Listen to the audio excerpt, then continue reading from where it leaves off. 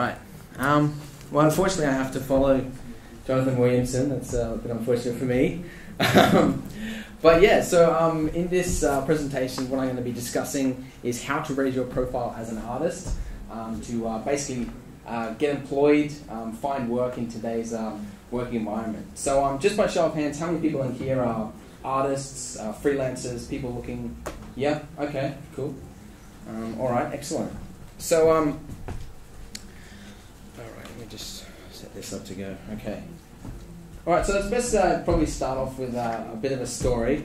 I knew about 5 years ago when I graduated from high school that I wanted to be doing 3D for a job as a living, and so I sort of like envisioned myself like sort of waking up in the morning, jumping on the computer, and just like working from home. That was sort of like going to be my dream, and so I started up a company called Silver Screen Effects. Launched that where I was going to be doing visual effects for like short films and things like that. And yeah, that didn't really work because, well, first of all, I sucked at doing visual effects, so the portfolio was crap. And also, it was a very tiny market. So that business died. Then I think about a year later, I started up a second business called Ironbark Studios, where I improved my portfolio a bit and broadened the to include like all things 3D for freelancing. But again, nobody was really looking at me, nobody really cared about me, and as a result, nobody gave me any work. And then at some point I came across this quote right here, which says, "Great designers seldom make great advertising men, because they get overcome by the beauty of the picture and forget that merchandise must be sold." So that's sort of, when I heard that quote, it really like set off alarm bells in my head, because I'd put so much thought and effort into creating the art, and I hadn't given any sort of thought into the marketing aspect. And I sort of thought that was fairly true for a lot of artists as well. So what I did was I decided to do a whole bunch of internet marketing courses. So I took one by Yaro Starak, a guy in Australia, David Risley, a guy in San Francisco, and a third one, Dale Beaumont. So the courses, I took them over about a course of about 1 or 2 years. It took me about $6,000 to do the courses. But yeah, it was fairly pricey, but the things I learned at these courses were surprisingly relevant, I thought, to, although the courses were sort of geared for internet marketers and like selling products and things like that, it's very important and can be applied to what we do as 3D artists and finding work.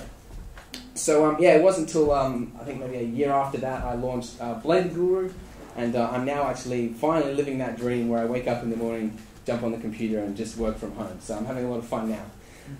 But yeah, so that's a little bit about me. It's a little bit of background where I come from. So yeah, so what I'll be discussing in this presentation is sort of like a consolidated, revised version of everything that I learned at those marketing courses, written especially just for you guys, people that are looking to find work as a freelancer or as an artist. So, all right, I'm going to start off with a myth, because this is something a lot of people think. I shouldn't need to market, my art should speak for itself. Now this is something a lot of people think, mainly because we're sort of made to believe that, if your art is good enough, if your portfolio is good enough, then people will just be flooding to you to come and, to pay you to do work, things like that. Unfortunately, that just isn't the case. To put an example, okay, let's say you're a theme park designer, and you designed the world's greatest roller coaster. You spent weeks, months putting together the design of this thing. It had the corkscrews, the loops, the G-forces. It was going to be the world's best roller coaster that the world had ever seen. Okay. However, foolishly, you built this roller coaster in the middle of a forest, out in the middle of nowhere in the wilderness, and nobody could really see it. Okay. So let's say you finished it, you opened up the doors on the launch day, and you sat by the entrance and waited for people to come in. Now, do you think anybody is going to come to ride the roller coaster? Yes, no? What do you think? No, exactly, that's right. Because nobody knows it exists. It's only when you get off your ass, go down to the nearest town or village, hand out some pamphlets, put some adverts on television, that people will actually, you'll be reaping the benefits for all the time and effort you put into it. And that's very true for 3D art as well. So let's say, for example, you made this stunning picture here, by Jeff Miller, not me. Yeah, let's say you spent hours, weeks on this thing. getting the shading, the lighting, the topology, everything looks great. And then you finished it, and then you left it sitting on your hard drive. Now, if you sat there waiting by the phone, do you think anybody's going to be calling you up, giving you a job? No, because you haven't shown it to the world. It's only when you take that art and you distribute it across the internet and you show people what you have done that you actually get recognition for it. And that's what basically I'm here to be discussing in this presentation. Second myth. Oh, there we go, yeah. The best artist gets the job. This is something a little bit controversial. It's something that, because it's what we're taught in school. That, when you go to apply for a job and there's 50 applicants, the employer will flick through all the resumes and they'll find the best person for the job. So if you didn't get the job, that means there was somebody out there that was better than you. Now, that is true in the traditional job market. Unfortunately, that's not entirely true for freelancing or internet marketing. For an example, about 4 or 5 months ago, I decided that I had enough of the Blender Guru logo, which I designed myself, that crappy thing with like a blue eye in the middle. It looked horrible. I hated it. So I decided I was going to pay someone to professionally design the logo for me. Now, I had no idea where to go to find a logo designer. If I asked some of you guys, where would you go to hire someone? I sort of like scoured around the internet. I went to a few blogs. There's ones that's like top 10 logos of the day, LogoPon, that sort of thing. And there was one person that kept popping up time and time again. And his name was Michael Spitz. It didn't seem to matter where I went on the internet, he kept popping up everywhere. He was just all over the place. People were recommending him. He was on Twitter, Facebook, all those blogs, all those sort of things. And as a result, I ended up hiring him. I paid him $600 and he redesigned the Blender Guru logo. Now, was he the best person for the job? Probably not. I'm not saying that because I don't like the result that he gave. I actually do. But it would be foolish for me to assume that I found the very best person in the world that could have done that. I mean, I have no doubt there would have been 20 or 50 other people out there that could have done the same job, if not better than he did, for the same amount of money. However, if they are out there, I don't know about them.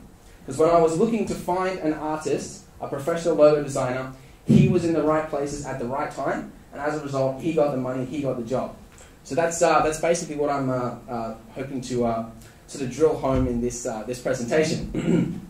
Now, I do have a disclaimer, because I know some of you out there might be a little bit uncomfortable with what I'm saying, thinking I'm just hoping you all become marketers and not artists. I am not suggesting that you incorporate marketing in lieu of talent. Okay, obviously, the biggest thing that's going to affect your success as a 3D artist is obviously your skill, how much, how good you are as an artist. No amount of marketing is going to help you if you haven't got those skills already. To put it, in layman's terms, if your roller coaster sucks, no amount of marketing is going to make it popular, basically. So this is for people whose portfolio and work standard is already up there, they're already, and they're trying to find work, but they aren't succeeding. Okay, so what I've done is I've put together a six-step guide to basically that you can start doing tomorrow to start basically improving what you're doing to get more work. So, this is sort of like I said, the consolidated, what I learned at all the marketing courses. So, first step, I recommend everybody, if you're very serious about being a freelancer, being an artist, you need to get yourself a blog or a website, okay? The reason for this, the biggest main reason, is that it looks professional. That people today are expecting that you have a website and a blog or something like that. Like if you get an email from somebody who works in a studio and they say, I really like your work, what's your website? And you say, I haven't really got one, I've got some work on Flickr or on the forum, something like this. It just looks very unprofessional. So people are expecting that you have a website. The second thing is that it gives you more customization. If you're wanting to do things like maybe add a video or a tutorial or something like that later, if you're using one of those like cookie cutter portfolio creators out there, you can't do much with it other than just add photos and things like that. So that's where having your own website, we have unlimited customization, really comes into play. The third thing is that it creates a home base for your brand. So in the future when someone's talking about you and they say, oh, they've created this really great piece of artwork, where can I find it? It's on the website because they have a website. So that's it's going to be, the home base for your brand. The fourth thing is that it gives you an RSS feed, as well as an email subscribership. And that's incredibly important. A lot of people forget that But if you build up a following and you have a reputation for consistently producing high quality artworks, people are going to subscribe to your RSS feed.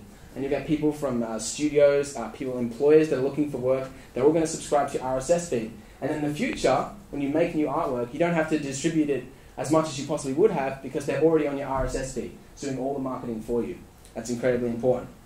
The fifth thing is that it gives you Google juice. So if, say, somebody is looking for a lighting artist or something, they might type into Google, Blender lighting artist. If you have those keywords in the appropriate places on your website, then you're going to rank very highly, and as a result, they may be able to find you. If you don't have your own blog or website and you're relying on forums and things like that, then no one is going to be able to find you through Google. So those are some important things to remember. Now, getting started, if you want to start doing this as of tomorrow, just a few tips to help you out.